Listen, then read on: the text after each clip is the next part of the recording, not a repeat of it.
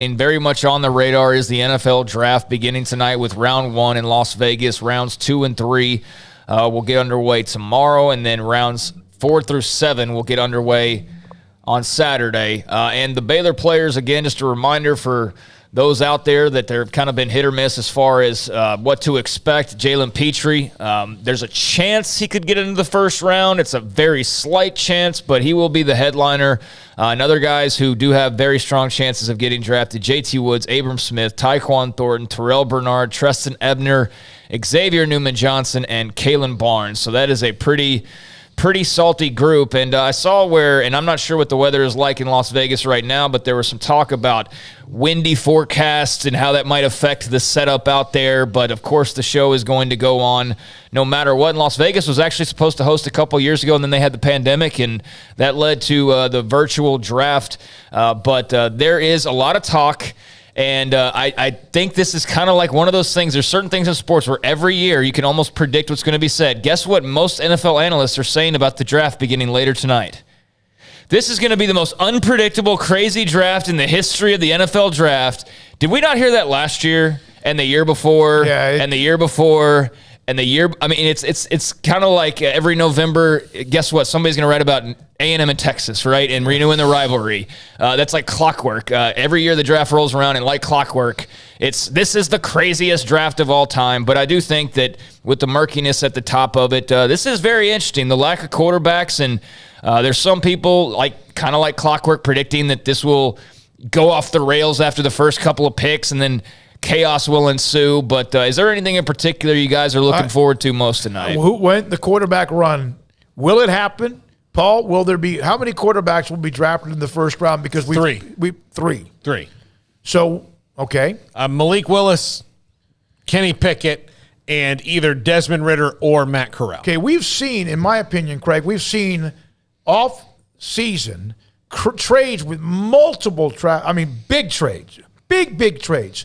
Will anything like that occur in the first round tonight? I don't know. I mean, I have no idea. You want to listen to analysts, and yeah, it's going to go crazy after the first few picks, but this is also the craziest draft ever, and I know that's BS. So, yeah, I don't know. It's the NFL draft. It's unpredictable. Nobody's supposed to be able to say, this is going to be exactly this many trades, or this is exactly how it's going to go. I think that's part of the fun, is all of the kind of scuttlebutt and rumors leading up to it, even if a lot of them are just hot air. And then actually seeing what the real swerves are is the fun part of watching. And I do think that there is a chance tonight we could see, a swerve of sorts, and maybe a run that's unexpected. But a lot of this is taking place along the Strip. That's where the main setup is. Outdoors, the heart of the Strip.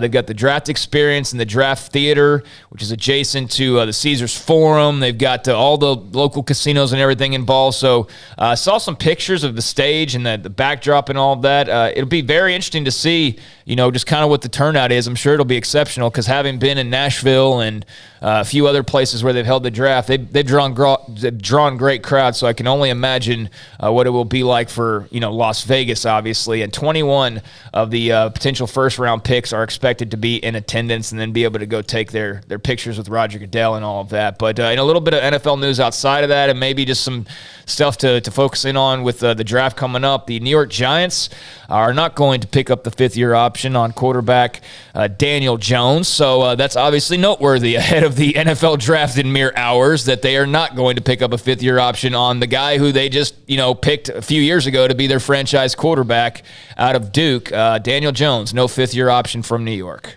Not surprised. I'm not surprised, but the owner, John Mara, did say that he feels that they've done everything wrong with Daniel Jones, and he likes him, and he's got a lot of athletic ability, and the Giants have not given him weapons. They've not given him an offensive line. So he's right. I mean, he's dead on that they have not done right by Daniel Jones.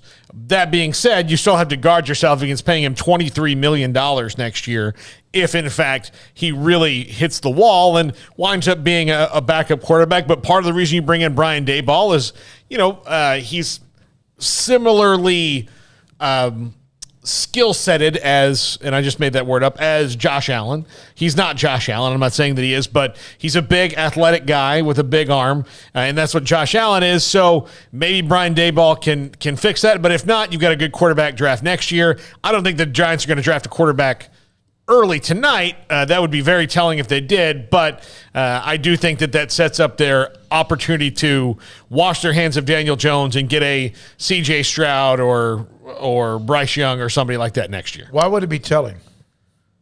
What? If they drafted a quarterback tonight, it means that they're so tired of Daniel Jones that they're not even going to wait till next year. Yeah. Yeah, I mean, you never know. I mean, it wouldn't surprise me. I don't think they will, but nothing surprises me. I mean, he's the quarterback, but if they see somebody that they feel like is their future, why not do it now instead of waiting till next year? I think that because that would complicate next year in a pretty great way. And you just talked about I don't know. I suppose that could happen. That would just be kind of odd timing, I suppose. Anyways, Panthers. Matt Rhule got the dreaded vote of confidence, guys. Saw that from owner David Tepper. He was talking about Matt Rhule, and he said that when Rhule was given a 7-year deal in January 2020, he said it could take 5 years to build an organization capable of sustained excellence. He added, maybe it'll be 6 years. He said, I believe in Matt. He has my full support. I am a fan. I don't like to lose. Who likes to lose? I want to win, but it takes time and it takes a foundation and it takes time to create the foundation to win.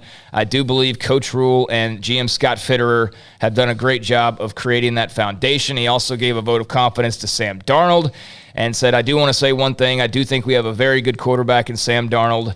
That wasn't your question, but I'll just say that. So, see, I would have felt better about myself if I were Matt Rhule and Scott Fitterer had he not thrown in that last part about Sam Darnold. Yeah. If he just said, because what he said before he mentioned Sam Darnold was, he's got a 7-year contract for a reason.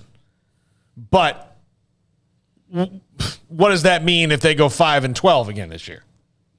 Does that mean he's giving him 5 years at least, and then he'll just eat 2 years, or is he just saying that it's the because first time he's talked since January? Yeah, think about that. And he's not. And David Tepper's not Jerry Jones, who's going to do weekly media availability. So, what does that mean? Who knows? Yeah. Point being, it's just not good when you're having the vote of confidence. And we already know that it's not very solid foundation-wise there. You can talk about solid foundations, but the foundations don't appear to be very solid. And I'm a Matt Rhule fan, but it's not looking good, and they really need a big turnaround for him and that staff. But we'll see. Tonight's obviously the start of a big night for them in trying to do that. Elsewhere, Raiders owner Mark Davis, who obviously his team's hosting the draft, said he would welcome Colin Kaepernick to the team with open arms.